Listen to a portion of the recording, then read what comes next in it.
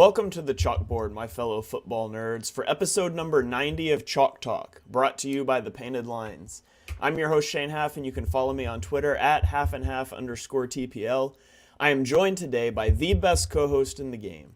You've heard him on the Tough Cover radio show. It is Mark Henry Jr. Give him a follow on Twitter at MarkHenryJr_. Mark, how are you feeling this fine Wednesday morning? I could not feel better, to be quite honest with you. I feel great. It is, a heck of a time in Philadelphia right now. Was a heck of a time on Sunday, obviously. Still feel like I'm coasting off that energy throughout the week here. But, this week, it feels like it can't go by fast enough. This episode for me will be a little all over the place, a little inside baseball for people. I'm currently trying to figure out a way to take off basically the Friday before the Super Bowl and then potentially the Monday and the Wednesday for parade or for celebration purposes. So I am currently overloading my work schedule right now so I can get everything done in case we have something to celebrate in about 10 days.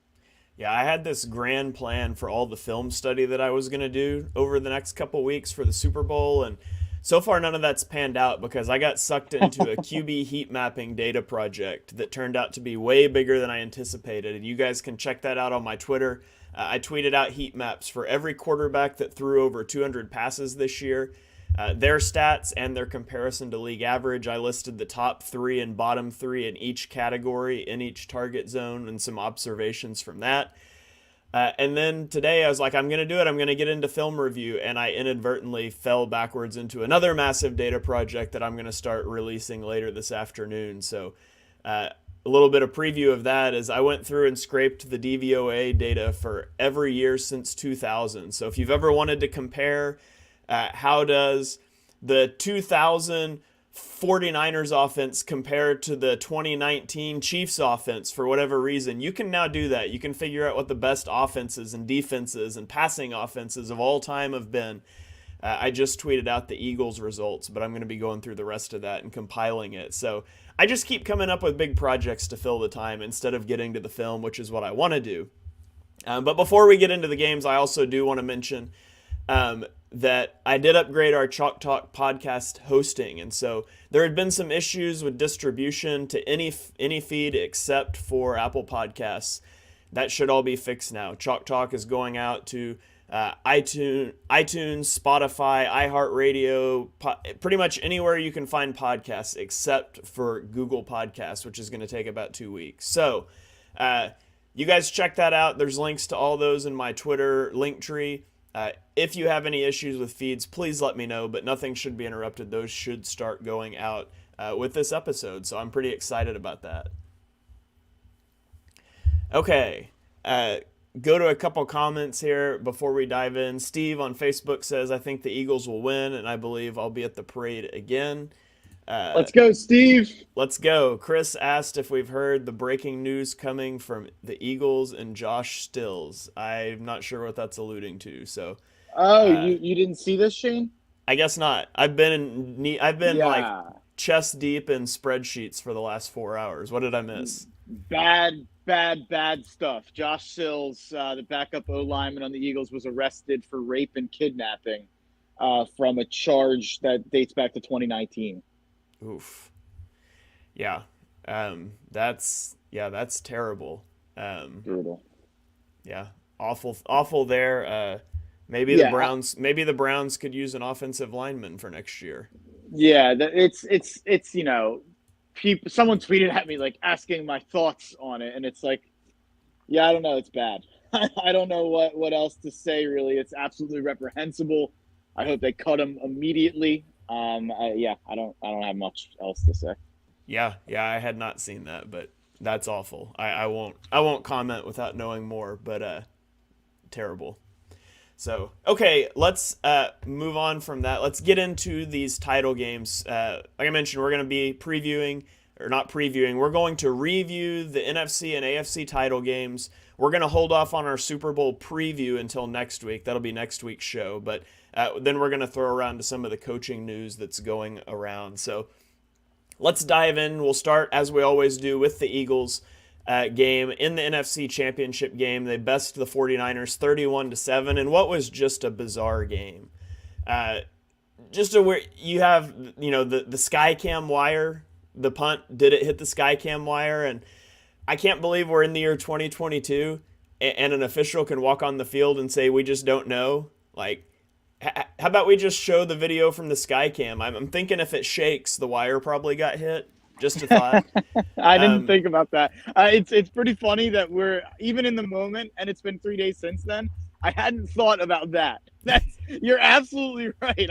I can't believe that didn't cross my mind. How does the broadcast never show that? Like, even I could understand if the NFL's like, I mean, we can't use that as conclusive proof, but how does the broadcast not show it? And it's not the first Skycam related incident this year. We had the Mac Jones, did his pass hit the Skycam or not? We had that whole thing, and it definitely did. By the way, yeah, it definitely did, and the punt definitely did too. But you had the Week 9 Jets-Bills game where the Skycam literally fell onto the field and it caused like a 15-minute delay. So I don't know. Yeah.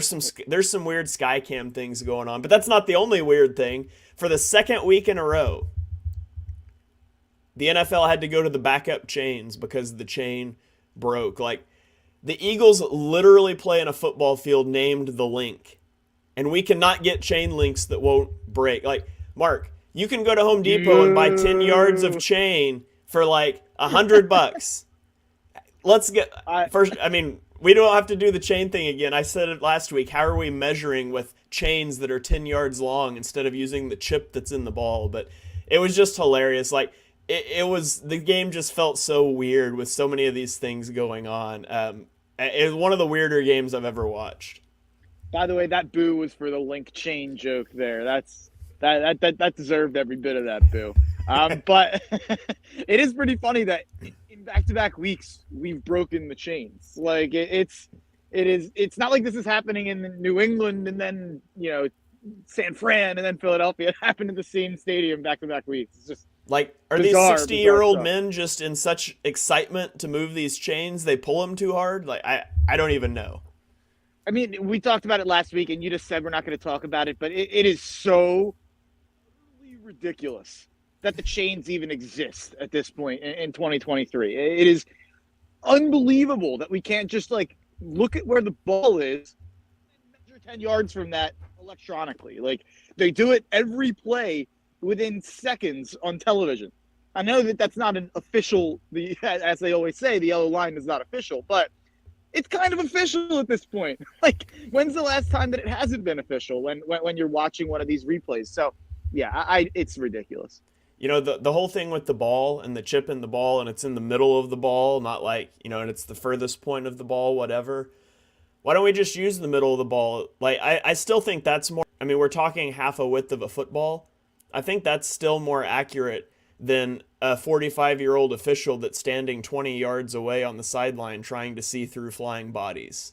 So I just go to the tracking chip. That's all I got to say. Billion-dollar industry, and we're just eyeballing it. We're just eyeballing spots. Like, I can't believe it. There's certain things, like, the NFL does such a better job in terms of the on-field watching product at fixing the issues. It feels like there's an issue every year, they go and fix it. Whereas the NBA and the MLB, these are issues that we discuss for, 5 to 10 years.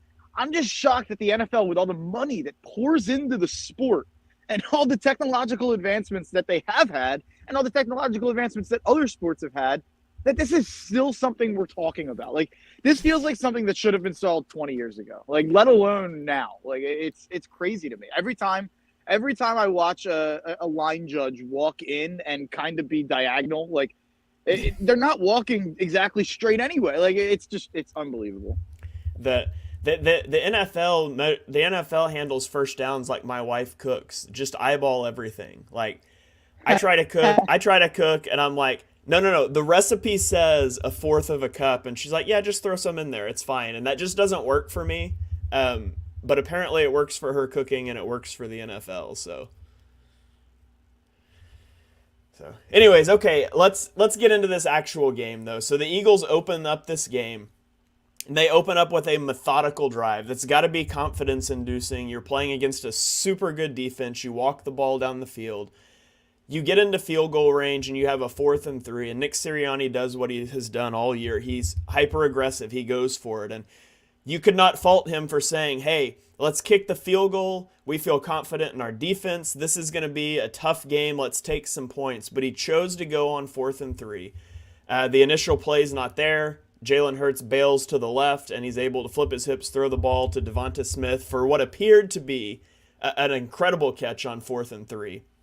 Devonta Smith jumps up, gives the sign, they run up and go tempo, and he did that because it wasn't a catch. The ball came out, and Smith knew that. But they get the play off. They end up scoring a touchdown, and it's just all the little things with the Eagles, I feel like the aggressiveness on 4th down, being well coached enough to just know immediately, like Smith jumps up and taps his fists together, and that's the signal to go tempo, and the whole team catches and they do it and they get it off before the NFL can review, or Kyle Shanahan throws a flag. It's all of these little things that adds up, and it leads to a touchdown for the Eagles defense.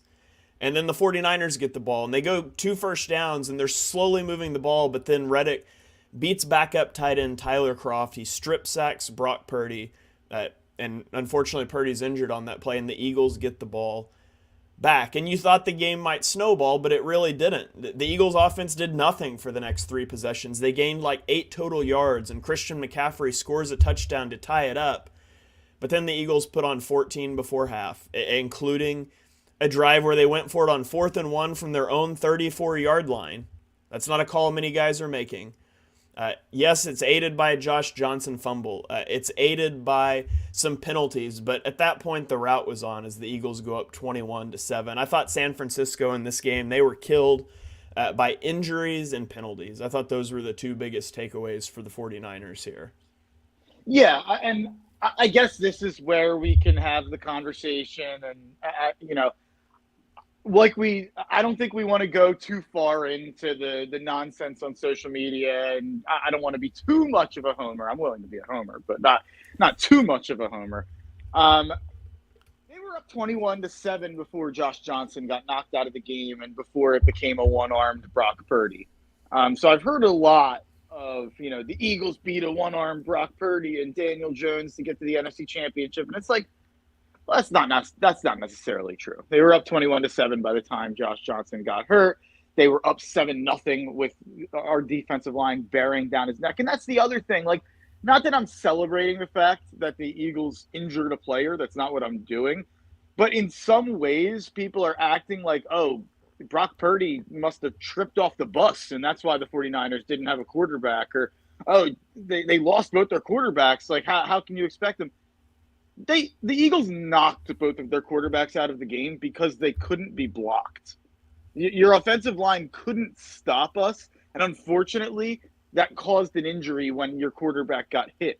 And it got hit multiple times without, an injury, Josh Johnson, in terms of that. So it's just their offensive line was so overmatched, and that's saying a lot because it's one of the best offensive lines in the NFL. And the tackles, where I saw a lot on Twitter where we were kind of getting pressure on the edges, on McGlinchey, on Trent Williams, and then even some things where they made some really bizarre coaching decisions in terms of who was blocking who. But those are excellent offensive linemen.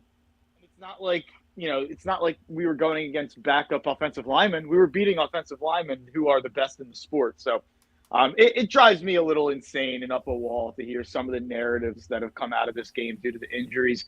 I think if you watched that game, you'd be pretty hard-pressed to come away with the fact that you think San Fran would have won if Purdy was healthy. Yeah, so the 49ers, to your point about them being unblockable, the 49ers surrendered a pressure on 61.9% of QB dropbacks, and that's the 3rd highest rate of any game this entire season. So the Eagles' pass rush was on one. And you never want to see a player get injured. I mean, Eagles fans of all people know that. 2019, Carson Wentz goes out in the first quarter of the playoff game against the Seahawks on a dirty hit. And this was not a dirty hit. This was a football play on a dirty hit. And we watched Josh McCown come in and try to win that game. And, we felt bad then, and I felt bad for the 49ers players. I felt bad for the fans that happened. Unfortunately, it is part of the game. You would rather it be a game played at full health, but that wasn't the case. And the Eagles just won this game in the trenches. One of the matchups that I highlighted last week was Jordan Mailata and how he was going to do, especially if they rushed Bosa against him, which they largely didn't do, and I think that was a mistake. But Jordan Mailata has only allowed one pressure in 57 pass sets this postseason. He's the highest graded offensive tackle by PFF this offseason, and that's after a year when he largely struggled. Like, the Eagles are excelling in the trenches. And this was Jalen Hurts' worst game of the season, in my opinion, by far. He had 4.7 yards per dropback. He had a 37% success rate passing. He did not look comfortable in the pocket. He missed throws. 16% of his passes were inaccurate, which is the third worst of the year for him. And the offense just dominated in the trenches. And it's not sexy. It was under 4 yards per carry. They still rushed for almost 150 yards on a team allowing 70 yards a game. And they won a dirty game in the trenches. And what's important, and what we've pointed out all year, is that the Eagles can win on the ground and through the air, and not a lot of teams can do that. You look at the Chiefs and Isaiah Pacheco, what he rushed for in the Bengals game that we'll get to, and it was nothing. Mahomes had to win that game on one leg. If Jalen Hurts was on one leg and he can't move around or throw very well in a game, they could hand the ball off and they could have a chance to win. And so they won by 24 in a game where their quarterback just honestly didn't play that well. And that's part of what makes this team so good. Yeah, the Hurts thing, I'm not too concerned about it in terms of him not playing well. He definitely missed the one throw to Brown, absolutely. And you could probably make the argument he missed the one throw that ended up being a holding call that was also on Brown. But the one missed, Smith had hit him in the chest on the one deep ball. It was a little underthrown, but was kind of thrown as a 50-50 ball. It's not like Smith burned the guy anyway. So if that's a catch, he's got 170 yards instead of whatever it was, then I think we feel a little bit differently about it, and it's graded a little bit differently. So, but you could also say the same thing for the fact that you could take away the Smith catch that wasn't a catch, that was ruled one. So you can make that argument the other way too. He obviously just didn't have to play that well. Even early on, I felt like they were too run heavy. And that it ended up working out, and it probably was the smart decision in terms of being safe and everything like that. But like you said, they really didn't play all that well right after the injury. It took a little bit, 3 straight drives punting the ball there, where I felt like they were committing to the run way too much when obviously the weakness was supposed to be throwing on the outsides. And I just think that they were in a spot where they were like, all right, I think we can kind of manage this game pretty conservatively for the rest of the game. And I think that's what they did. So I just don't think they needed to throw the ball that much or that well. Yeah. Clearly, yeah. And so all this culminates in the Eagles making a trip to the Super Bowl. Like, after Chip Kelly got fired, Mark, if I would have told you that in the next 8 years the Eagles will go to the Super Bowl 2 times with 2 different coaches, like, that's just insane. Eagles second-year coaches just go to the Super Bowl. And so I've got a take here for you. We just saw, and we'll get into it in a minute, we just saw Sean Payton get traded for a first and second round pick. We know what happens after an Eagles coach goes to the Super Bowl in their second year. Do the Eagles just put Sirianni out there, trade him for a first round pick, and let's hire a new guy and know in 2 years we'll be back in the Super Bowl? Is that the plan here? You're muted.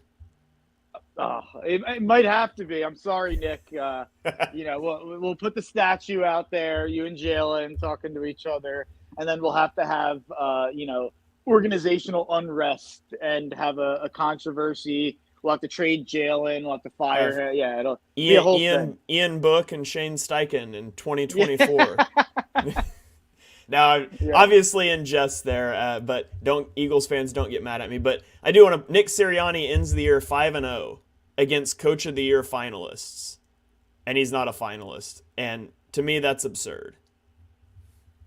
I did see a tweet where it was basically saying, if Nick Sirianni wins this Super Bowl against Andy Reid, who obviously I think that there is probably a little bit more want to there for Jeffrey Lurie. I'm sure he definitely wants this one even more now that it's against Andy.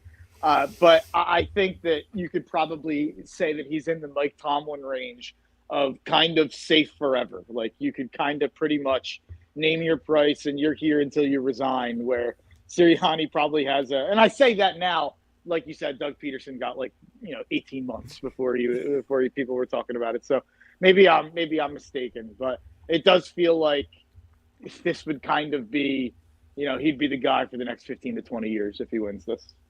Yeah. Yeah, absolutely. So, do you have anything else you want to say on this game? Because I do have a little rant I want to do, but I'll see if you got anything else on the game first. It's kind of tough just because everything's so tied into the next game. And we're going to be doing a big Super Bowl preview next week. Yeah, I'll let you go on the rant. Maybe I'll, if I get fired up about some dumb narrative relating to this game, maybe I'll fire up after you talk. But yeah, for now, I can save it for next week. Okay, so here we go. I'm gonna go on my little rant here for a second. I want to talk about some of these awards. Obviously, I mentioned Coach of the Year, and that's absurd. Let's talk about Defensive Player of the Year, where Nick Bosa, did he play in this game? Was he there? Because he made no impact, and he's going to win Defensive Player of the Year. Meanwhile, Hassan Reddick has dominated, absolutely wrecked games. He's been incredible over the last, 2 months? I went on a little rant during Birds of the Round Table last night, for those of you that listen to that too. But I mean, we are talking Hassan of House Reddick, the rightful heir to Defensive Player of the Year, the destroyer of worlds, the pass rusher of the great NFC East, the king of strip sacks, and the breaker of quarterbacks. And he is not even a finalist for Defensive Player of the Year. That's just ridiculous. And then let's talk Comeback Player of the Year, where we've got Geno Smith, who's coming back from just being a bad football player. Christian McCaffrey, who's coming off of a strained hamstring. Saquon Barkley, coming off of a sprained ankle. And Jared Goff, who is coming off of a season where he missed 2 games with a knee injury. Those are your 4 finalists. Brandon Graham, 34 years old, coming off of an Achilles injury that cost him an entire season. He's not even mentioned for his 11-sack year, best year of his career, and he's not even mentioned. It's just absurd that Eagles players and coaches are being left out of all of these awards. I'm sick of the soft schedule thing. Everybody wants to discount. They played a soft schedule. The Eagles are 9-1 against teams with winning records this season, which is tied for the best in history. By win percentage, 9 teams had an easier schedule, including the Chiefs and the 49ers. By ESPN's Football Power Index, 9 teams had an easier schedule, including the 49ers. By DVOA, Philadelphia, San Francisco, and Kansas City were all bottom 4 in terms of schedule. It's almost as if winning all of your games make your opponent's records worse. I don't know, it's a simple math thing, but I'm tired of that. I'm tired of they had an easy postseason run. Dallas fans, the Eagles just whooped the team that you lost to last week. So you want to call it easy? Why did you lose to a team that was easy to beat? Did they have to go through Burrow to get to the title game? No. Maybe that's why you go win the 1 seed. So you get the easiest team left every step of the way. So I'm tired of the revisionist history with everything. The Eagles are a darn good football team. They're the first team since the 1989 49ers to win back-to-back playoff games by 24-plus points. And so don't tell me it was an easy schedule. Don't tell me the team's not good. They're an elite football team, and they're absolutely the team that should be in the Super Bowl. Yeah, it's absolutely ridiculous. They're 16-1 with their starting quarterback this season, and we're talking about them as if we have no idea what they are because they haven't played anybody, and it's so patently absurd. Everyone knows that everyone that follows me, I should say, knows that I interact with Barstool Sports a lot, the Pick Central show. I've been on the show. I'm a big fan, and they have Philly fans on there who are defending us. But there's a couple. There's a Cowboys fan on there, and there's a Giants fan on there. who just repeatedly repeat the same talking points about how the Eagles haven't played anybody. Jalen Hurts is unproven. Look at what Hurts has done in these last 2 games, and look at what the Eagles have done in the last 2 months. And it's like, well, they're in the Super Bowl. This isn't the college football playoff committee. Like, they weren't voted into the Super Bowl. They earned their way there by getting the 1 seed and beating the teams that were presented in front of them. The New York Giants, how many people picked the Giants not only to cover against us, but to beat us? How many people talked about how plucky the Giants were, and it feels like 07 again, and this is the new Eli Manning team? And how about the 49ers? They've won 12 straight. Everyone told us, oh, well, this is a real team. You finally get to play a real defense. They put up 31 points. And I know that there's some game flow things to consider there with the fact that the offense couldn't move the ball. But ultimately, it's such sour grapes. And for Cowboys fans to be talking at this point is so pathetic and so embarrassing, when the reason that you're talking is the fact that you put up 12 points on San Fran, so you didn't get your chance to face us. You put up 12 points. What's the point of paying like $100 million to your core key position players with Dak and Zeke, and now they're going to franchise tag Pollard, and they're going to have to pay CD, they're going to have to pay Schultz? Good luck, guys. You put up 12 points with that exact crew. I don't think firing Kellen Moore is going to fix everything there. I don't know how this turned into me yelling about the Cowboys, but it seems like that is who is the most prevalent on social media in terms of complaining about this Eagles run. But the Super Bowl conversation on so many outlets is just embarrassing when we're talking about a team that's been the best team and the best record in the NFL for the entire season, wire to wire, wall to wall. The Eagles have had the best record in the entire NFL. I don't understand the narratives. It seems like we're just going to invent them every week. And, what happens if Patrick Mahomes – I mean, I hate to say this. More than anybody how much I respect Mahomes and how much I like Mahomes. If Patrick Mahomes hurts his ankle in the Super Bowl, which, with our pass rush and with his injury – it's incredibly possible for something to happen where Patrick Mahomes goes out of the game with the injury that he's already coming into the game with, and we beat Chad Henne. People are going to be whining and crying and complaining while Jalen Hurts hoists the Lombardi Trophy. Like that's where we're at. And if our pass rush is so dominant, maybe you should block us and we won't injure your quarterback. And it's not like that. It's not like we're TCU. TCU this year, I know you're not a college football guy, but TCU this year basically made the college football championship in part because they knocked the starting quarterback out in half of the games they played. We didn't do that. We did it in the NFC championship, but it's just patently ridiculous. And everyone that's talking about how overrated the Eagles are or how they didn't earn their way here, Las Vegas has a pretty good read on things. And Las Vegas, the bookmakers are pretty good at their jobs and pretty good at saying who they think is going to win a game. We are currently favored against, in my opinion, the most talented player to ever play the sport of football, and most certainly the most talented player to ever play the position of quarterback in Patrick Mahomes. The Eagles are favored in the Super Bowl. I think that says everything that needs to be said. Yeah.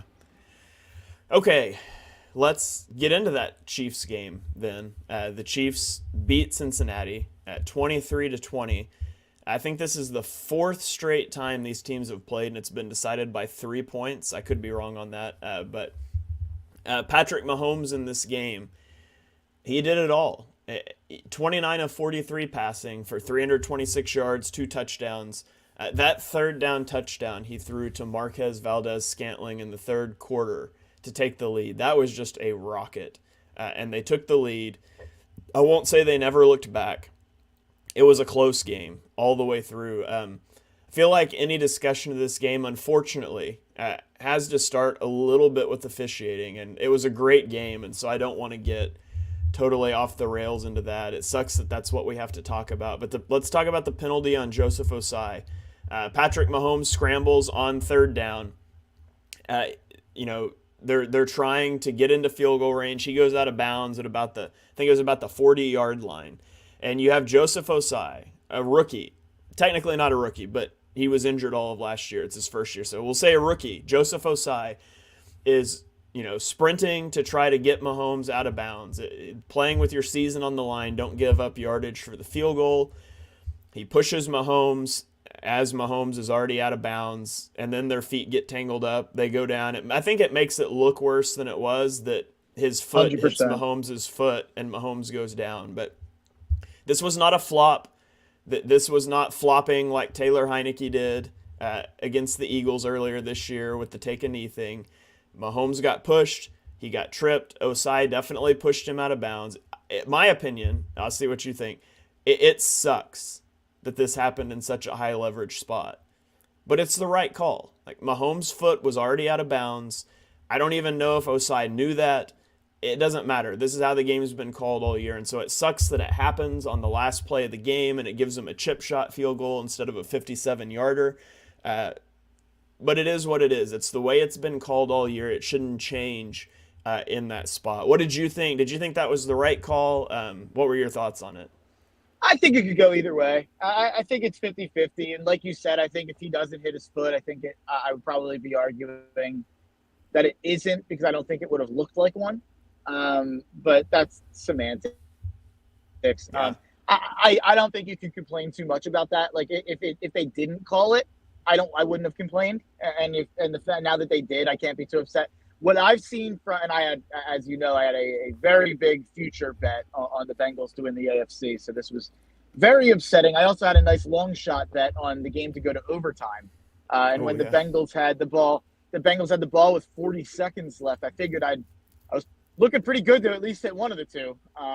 Somehow the Chiefs found a way to win in regulation, which definitely cost me a little bit. But in terms of that play, that play didn't upset me too much. I think what Bengals fans and bettors have a problem with, it's a shame that the officiating has now been boiled down to that play, because that's all that's going to be talked about.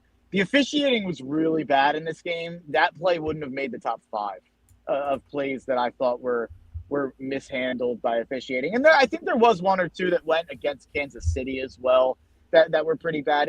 The officiating in this game was honestly just dreadful on both sides. It did seem like it kind of ended up probably costing Cincinnati more than it cost Kansas City.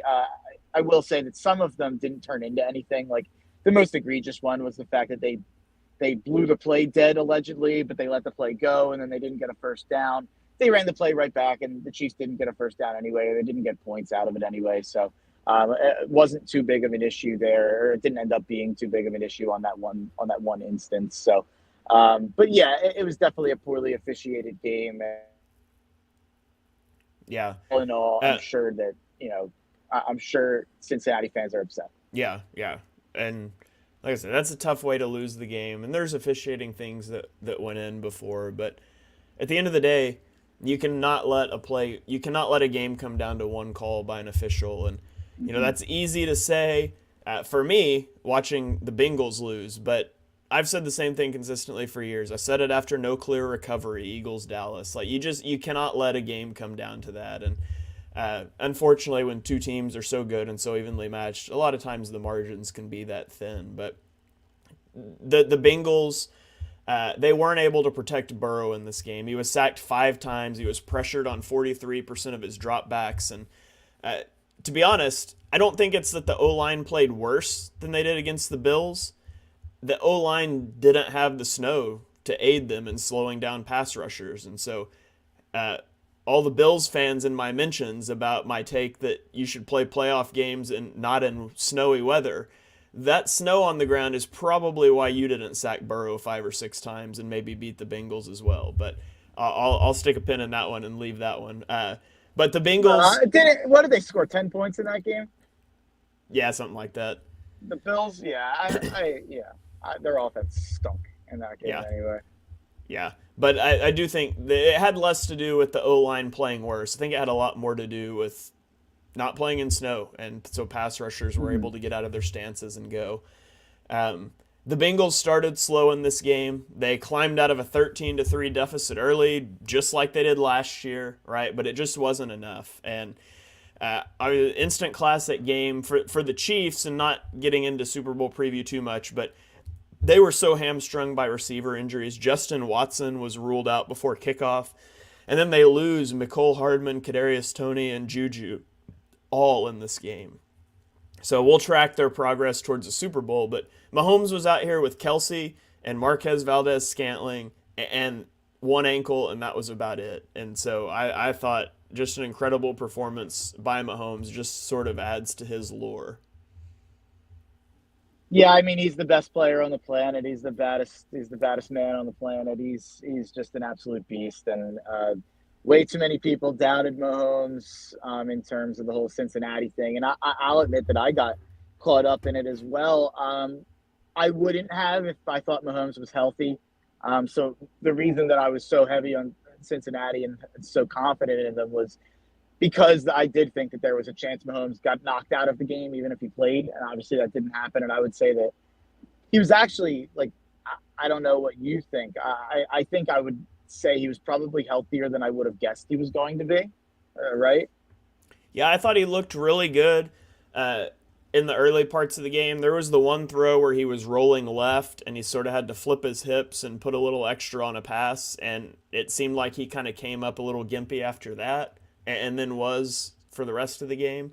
But yeah, I thought he looked pretty good overall. I think he'll be nearly 100% in the Super Bowl. Yeah, I agree there. And that kind of flies in the face. Going into the conference championship, I was saying, maybe I'd rather face Kansas City because if Mahomes isn't going to be healthy, you pretty much have to cover Kelsey and the receivers don't scare you at that point. But after watching Mahomes on Saturday or on Sunday and watching the Bengals O-line, probably would have rather seen Cincinnati. Yeah. So Patrick Mahomes is the odds-on favorite to win the MVP. I think he's at like minus 750 right now.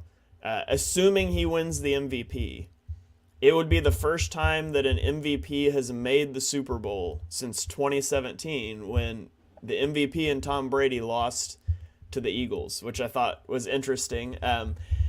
The league MVP has only made the Super Bowl 9 times since the year 2000, and they've lost all 9 times. It was Brady in 2017, Matt Ryan in 2016, Cam Newton in 2015, Peyton Manning in 2013 and 2009, Brady in 2007, Sean Alexander, which is how you know it was a different era, in 2005, Rich Gannon 2022 or 2002, Kurt Warner in 2001. The last time an MVP made it to the Super Bowl and won was Kurt Warner in 1999. So, assuming he wins, he'll be trying to become the first MVP to win the Super Bowl since 1999.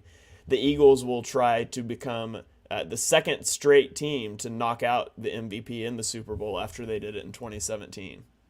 Hey, you know what, Mahomes, you can have the MVP. Jalen will take the Super Bowl MVP. How about that? Yeah, I'm down for that. I think Jalen will be as well. Which, by the way, I think I mentioned this on the show. Yeah, I did. I definitely mentioned this on the show last week. Jalen Hurts was plus 350 to win Super Bowl MVP last week. Hopped on it. I believe that number's down to like plus 115, plus 120. And by the way, I will just say, I firmly believe this. I think I'm actually curious to hear what Shane thinks. If you want to bet on the Eagles to win the Super Bowl, how I would go about that is I would just instead of betting minus 1.5 or instead of betting minus 125 or whatever the odds are on the money line, I would just bet Jalen to win Super Bowl MVP. Because I think in about 80 and 90% of scenarios that we win this game, Jalen's going to win MVP. Yeah, I mean, I know Cooper Kupp won it last year, but I feel like it's almost always your quarterback, right? I'm looking back think it's at probably the list 60, here. 70%. Okay, Kupp, Brady, Mahomes, Edelman, Foles, Brady, Von Miller, Brady, Malcolm Smith, Joe Flacco, Eli Manning, Aaron Rodgers. So yeah, it's generally going to be your quarterback. If you like, tell me what you think about this. If the Chiefs, if you want to bet on the Chiefs to win the Super Bowl, how about taking Travis Kelce at plus 800 over Patrick Mahomes at plus 135 to win Super Bowl MVP? Like, he has nobody to throw to except for Travis Kelce. What are the odds that if the Chiefs win, Travis Kelce gets the Super Bowl MVP? I just think it would have to be so crazy. Like he would have to have such an insane game for that to happen. And I actually kind of feel the same way about the Mahomes MVP bet as I do about the Hurts MVP bet, where I think that there's probably a value instead of betting Chiefs money line to just bet that Mahomes at plus 135. I think Kelsey would have to have like 200 yards and like 2 touchdowns to get the MVP, or he would have to account for like 75% of Mahomes' yards. I just think it's more like than not that Mahomes ends up winning that MVP, even if the odds aren't that sexy or aren't that juicy. I think that that's probably the smart play. Yeah, I wonder too if he wins MVP, if he wins the whole MVP, if they might be a little more apt to give Super Bowl MVP to Kelsey if it's close. Well, we already know Mahomes won the MVP basically at this point.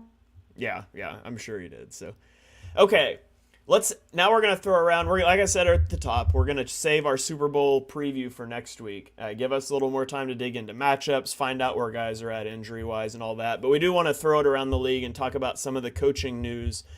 Dominoes are starting to fall. I'm gonna lead off here, Mark, with Nathaniel Hackett being hired by the Jets to be their offensive coordinator. In 6 years as an offensive play caller, do you know how many times Nathaniel Hackett has had a DVOA offense ranked above 25th? How many? 1. 5 of 6 times he's been a play caller, he's been a bottom 7 offense in the league. In 2017, he was the Jags offensive play caller, and they were 15th. That's the only year that he's been above 25th, and he was literally league average. I used to terrible move by the Jets unless it gets them Aaron Rodgers. I used to defend Nathaniel Hackett because he made Blake Bortles like average, and I was like, man, if he can do that, then he must be good. He's a total buffoon. So yeah, I actually feel like LaFleur's a good coach too. So I think the Jets made a big mistake on the OC there. Yeah, same. Okay, let's go to Denver. I know you've got some stuff to say about this one. I had a whole thing planned out about how the Denver coaching search was going terribly. They wanted John Harbaugh, and he said no. And then Sean Payton pushed back the interview to go interview at Arizona instead, which is never a good sign. And then they wanted DeMeco Ryans, but DeMeco Ryans didn't want to go there. And so he wants to go to Houston, and where 2 consecutive coaches have been one and done. But DeMeco Ryans wanted to go there instead. And they wanted Robert Quinn, and he's going to – not Robert Quinn. That's a football player. Dan Quinn. And Dan Quinn was like, nah, fam, I'm just going to stay in Dallas. And it was not going well. But then the news broke that the Saints and Broncos are finalizing compensation. So they're going to end up trading for Sean Payton. I think it was correct me if I'm wrong. I didn't write it down. They're giving up a first-round pick this year, which was the 30th overall pick they got from the 49ers. And they're giving up a second next year, and they get a third back next year, and they get Sean Payton. That was the deal, correct?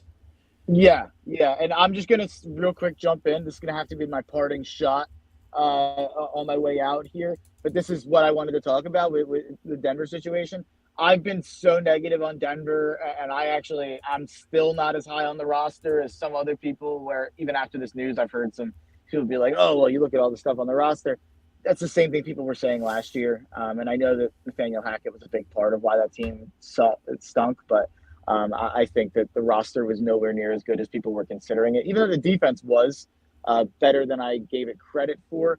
I will say when your offense, it's like in the NBA, when your offense scores a lot of points, it's usually going to hurt your defensive rating because the other team keeps up and the other team, the pace quickens. It's the same thing in the NFL where if you're scoring 10 points per game, it's probably going to drive your opponent's totals down. Like you're probably going to give up less points per game when you're scoring an embarrassingly low amount of them, just because you're not pushing teams as much. I think that that's just human nature. But the defense is obviously very good. How I feel about this Denver thing, and I've heard a lot of like, oh, Denver's so stupid. How do you trade a first and a second for Sean Payton? The way I look at it, the second and the third swap, that's probably a difference of 15 to 20 picks, whatever. I think at that point that's, inconsequential. The first pick, the first rounder is the 29th pick, and it is from San Francisco. and San Francisco traded for Chubb, or Miami traded for Chubb using San Fran's pick, and then that's a low pick. That's kind of a found pick, and I think that I think that this is the only move that Denver had was getting Sean Payton, because they don't have cap space, they don't have high picks, they don't have anything they can do with the Russell Wilson situation. They're locked in. This is all they had to do, and he's the second best coach of my lifetime, in my opinion. So yeah, was it a nice part? Like, they probably paid too much of a price, sure. I think this is the only option they had, though, and I have to leave you on that. The other option would have been to eat the salary, with Wilson, fully commit to the tank, and just realize that it's going to be a bad year. Get somebody in there as a placeholder, tank, get rid of Wilson, and then you can go for Caleb Williams. But that is unpalatable to new ownership. I get that. I'm not a fan of trading a first-round pick for a coach. I don't know that a coach is worth that, but I know Mark would disagree with me on that. The one thing I will say is I can't wait to see who Howie Roseman drafts for the Eagles with that first-round pick the Saints just got. It's going to be fascinating. So I'll rapid fire here, a couple more coaching moves, and then I'll get you guys out of here. DeMeco Ryans went to Houston. That became official yesterday. I think that's a great hire by Houston. Obviously, he's going to have to pull in some offensive coaching staff, right? But he's going to do wonders for that defense. I do wonder if football is going to start swinging back in the direction of defenses that can stop the elite quarterbacks. It used to be defenses win championships, and that's not the way that it's been anymore. But a lot of times in the NFL, the way to win is to zig when everyone else zags. You've seen it with the Eagles in their running game, that it's become all about explosive passing offenses and stopping those. And meanwhile, the Eagles built the best rushing attack, and now they're running on defenses that are built to stop explosive passing plays. And so maybe this works out for the Texans. He's got connections there from being a player, but they've got to commit to him long term. You can't keep doing this one and done thing. Hopefully he brings in a strong offensive guy to develop whatever quarterback they end up with. Next, we have Frank Reich to Carolina. I liked this move. Carolina's got to make a move for a quarterback. They've got pieces on defense. You can attract a good defensive coach, an up-and-comer, to go work with that defense. Frank Reich coming in as the head coach, I think, gives you the ability to draw a decent offensive play caller. And it's also going to, he does good work with quarterbacks. Whatever you might say about how Carson Wentz went in Indianapolis, obviously Carson Wentz was in full implosion mode, but in Philadelphia, he worked really well with Wentz. He helped develop him. He tailored his offense to different quarterbacks in Indianapolis. So I liked that move for a team that really needs a QB developer. Then let's talk about Bill O'Brien goes to New England as the offensive coordinator. And I mean, come on. He couldn't even get an above-average offense in Houston when he had Deshaun Watson, peak Deshaun Watson. I don't understand why Bill Belichick is just recycling his old disciples, the Joe Judge, Matt Patricia, Bill O'Brien. The best thing for New England, and I know you can't do it, but the best thing for New England is just to get Bill Belichick out the door. This team will never be good again with Bill Belichick there, with Bill Belichick just recycling these old assistants. It's time for New England to move on, and I really don't feel like they can do that until Bill just decides to retire. So I don't know if that's on the radar, but they really need a GM to come in. Belichick has been a poor GM. He's been poor at hiring guys.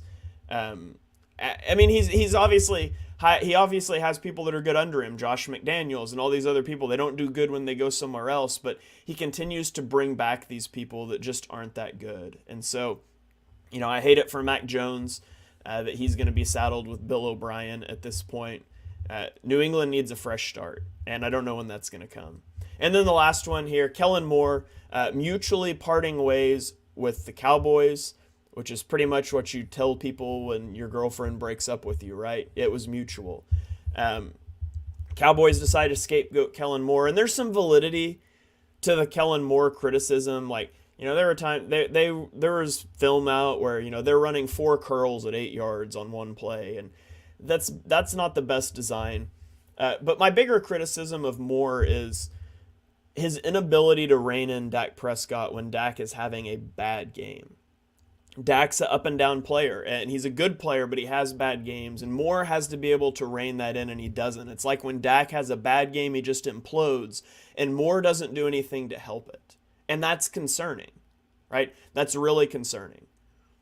I don't think he's the issue. If this came along with Mike McCarthy being shown the door, it makes sense. We want a whole new approach, whole new offense, fresh start. But to get rid of Moore and then hand over play calling to Mike McCarthy, that's just a travesty. The Cowboys are going nowhere with Mike McCarthy calling the shots on offense. So that's a terrible move for Dallas. Now for the Chargers, I love this move. First of all, upgrading from Joe Lombardi to literally anyone would be good. But to bring in Kellen Moore, he's worked with a similar player to Justin Herbert in Dak Prescott. They're both good processors. Now, Herbert's not as prone to the mistakes as Dak is. And so we'll see if he can come in and he can work with Herbert and he can get some verticality to that passing game. He's got another quarterback that's a really good processor. I think it'll be a good fit. But we'll see.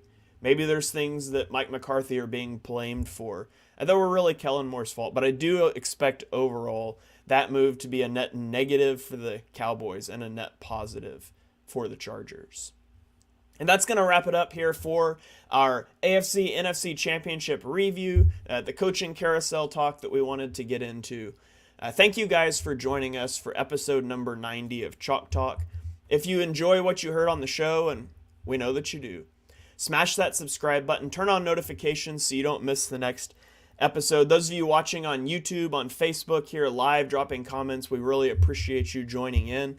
If you're listening later on Apple Podcasts, Spotify, iHeartRadio, any of these other platforms, please give us 5-star ratings and reviews. It'll really help us get the podcast out there.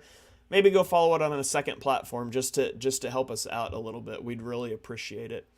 You can follow us on Twitter. I'm at @halfandhalf_TPL. He is at Mark Henry Jr. We're going to have a lot of content coming your way next week to get you ready for the Super Bowl. Just to tease it out, I'm looking at bringing on some Eagles guests and some Chiefs guests in separate podcasts to do some interview style things. Get you guys all the information that you need for the Super Bowl. But for now, from me, from Mark, and from the Painted Lines, we'll see you guys next time.